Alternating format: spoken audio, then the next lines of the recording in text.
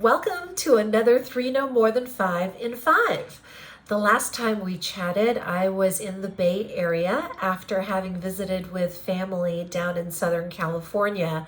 And I had the privilege of sitting with 3 of my cousins, my mommy cousins, and learning from them about things that kind of jumped out at them as they transitioned into working moms. So welcome to the Mommyhood series. The first episode was really just to introduce you to the fact that we're going to talk a little bit about what I learned. This segment will be to share a little bit of their interesting insights of things that came into focus for them as moms. The next segment will talk about perhaps how we can support moms or parents in the workplace, and a future segment will cover maybe how we can, as leaders and managers, elevate these women, these parents that are new to their roles as parents to little ones or growing little ones.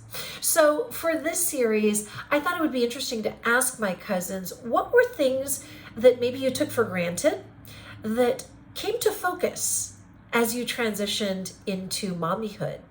For one cousin who was in law enforcement, she said, I'd always heard about how tired parents are, but I wasn't ready for how sleep deprivation impacted how I did my job.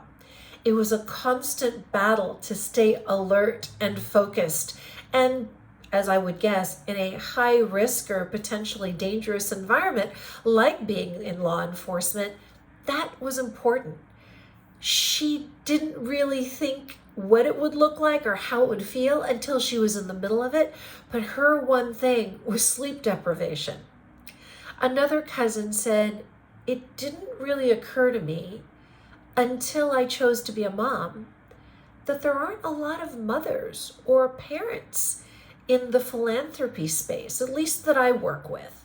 So while that wasn't part of her landscape, when she chose to be a mom, suddenly it became crystal clear that there weren't a lot like her, at least among the people she worked with, who were also moms or parents. And for my third cousin, she said it was really valuable to have a work life and a home life. The separation between home and work allowed her to be her best self. It gave her a chance to separate from that mommy mentality and mommy space. Not that it's a bad thing, but be able to go and do something different and come back and focus on being a mom. These 3 things just highlighted to me how every individual's journey into parenthood is going to be different. So for us as leaders, as managers, as colleagues, how can we support them? In that next episode, we'll maybe talk a little bit more about it. But for now, think about how maybe in your world, what was it that came into crystal clear focus for you? Was it sleep deprivation is no joke? Was it, gosh, am I the only one in this space? Or was it, you know what?